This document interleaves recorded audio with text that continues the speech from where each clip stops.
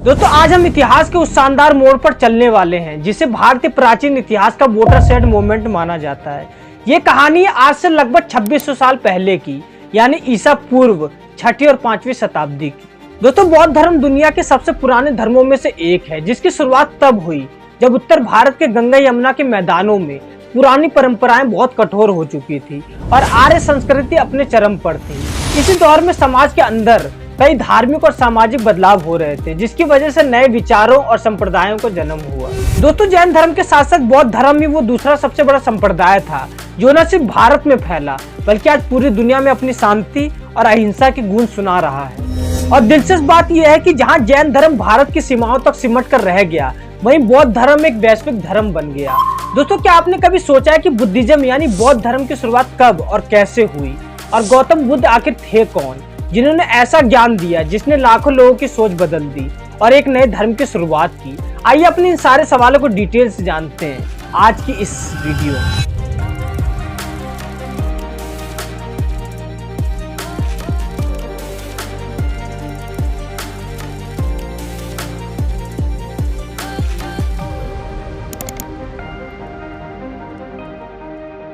दोस्तों बौद्ध धर्म आज दुनिया के सबसे बड़े धर्मों में से एक माना जाता है, जिसमें लगभग 45 से 55 करोड़ की आबादी यानी दुनिया के लगभग 7% जनसंख्या इस धर्म को मानती है। इसके अलावा दोस्तों अगर हम बौद्ध धर्म की शुरुआत की बात करें तो इसकी शुरुआत लगभग 2600 साल पहले यानी ईसा पूर्व 6वीं और 5वीं शताब्दी के बीच हुई थी। बौद्ध धर्म की उत्पत्ति के पीछे कई गहरे सामाजिक और आर्थिक कारण थे।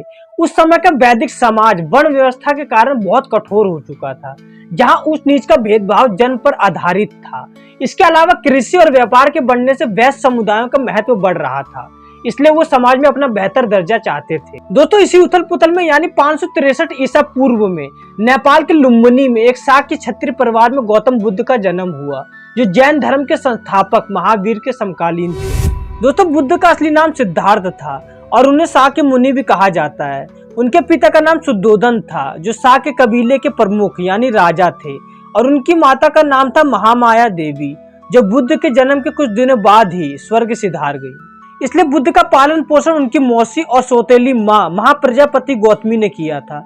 दोस्तों गौतम बुद्ध का विवाह 16 वर्ष की आयु में शाक्य कुल की राजकुमारी यशोधरा से हुआ और उनका एक बेटा हुआ जिसका नाम था राहुल। दोस्तों सिद्धार्थ का मन बचपन से सांसारिक सुखों के बजाय ध्यान और चिंतन में ज्यादा लगता था, इसलिए वो ज्यादातर एकांत में रहना पसंद करते थे।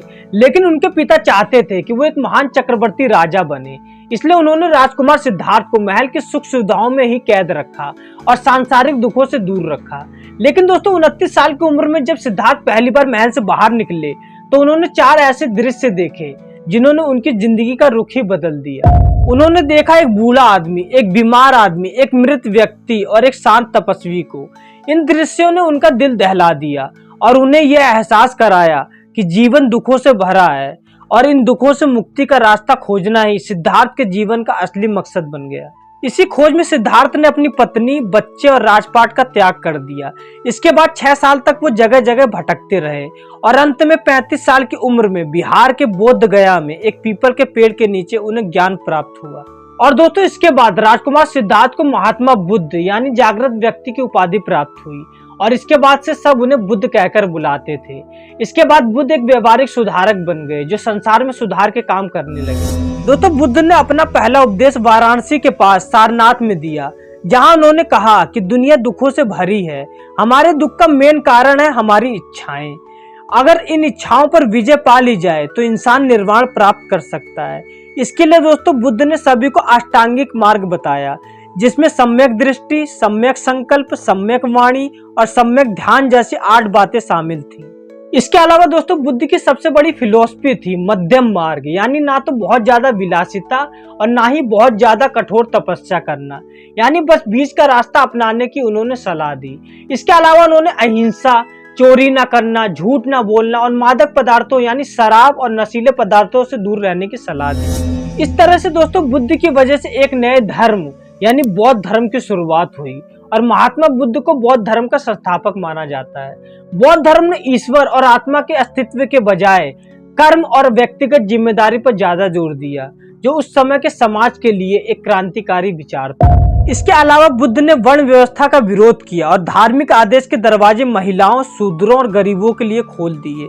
दोस्तों वहां की भाषा पाली थी, इसलिए बुद्ध ने आम लोगों की भाषा पाली में ही प्रचार किया, जिससे बौद्ध धर्म और तेजी से फैला। इसके बाद दोस्तों 483 ईसा पूर्व में यानी लगभग 80 साल की उम्र में कुशीनगर में महात्मा बुद्ध मृत्यु को प्राप्त हो गए, जिसे महापरिनिर्वाण कहा जाता है। ये समय उनके अनुयायियों के लिए काफी दुख का समय था।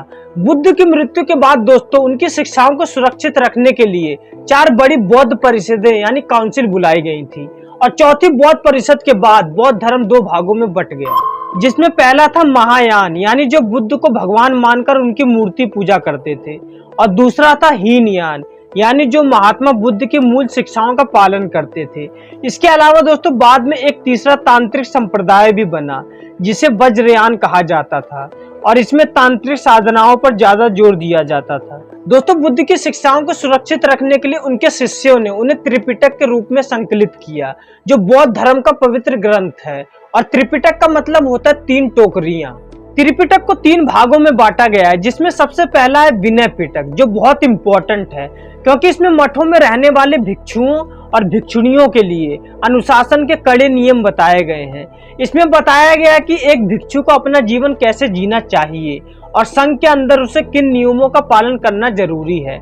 इसके अलावा दूसरा है दोस्तों सुत्त पिटक, जिसमें बुद्ध की शिक्षाओं और उनके द्वारा दिए गए उपदेशों को समाहित किया गया है। और तीसरा है दोस्तों अभिधम पिटक। ये हिस्सा बाकी दोनों से थोड़ा अलग और कठिन है क्योंकि इसमें बुद्ध की शिक्षाओं का दार्शनिक और मनोवैज्ञानिक वर्णन किया गया है।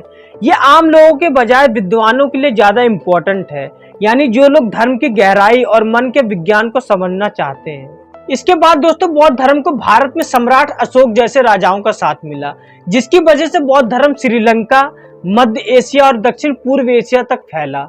हालांकि 12वीं शताब्दी तक आते आते भारत से बौद्ध धर्म धीरे धीरे खत्म होने लगा, जिसके पीछे दोस्तों कई कारण बताए जाते हैं, जैसे बौद्ध मठों में बढ़ता भ्रष्टाचार, ब्राह्मण धर्म में हुए सुधार और तुर्की आक्रमणकारियों द्वारा नालंदा और विक्रमशिला जैसी यूनिवर्सिटीज को नष्ट करना। इन कारणों की वजह से बौद्ध धर्म भारत से धीरे धीरे खत्म होने लगा। भले ही दोस्तों भारत में बौद्ध धर्म का वो रूप कम हो गया है, लेकिन बुद्ध के अहिंसा के विचार आज भी भारतीय संस्कृति की जड़ में है। गांधी जी भी बुद्ध के विचारों से बहुत प्रभावित थे और आज बुद्ध को मानवता के लिए एक महान प्रेरणा माना जाता है, जिन्होंने सिखाया कि शांति बाहर नहीं बल्कि इंसान के अंदर ही है। तो दोस्तों ये थे बुद्ध की और बौद्ध धर्म के इतिहास की अद्भुत कहानी, जिसने पूरी दुनिया को मध्यम मार्ग पर चलना सिखाया। उम्मीद है ये वीडियो आपको पसंद आई होगी, इसलिए वीडियो को लाइक करें, शेयर करें और चैनल को सब्सक्राइब करना ना भूलें।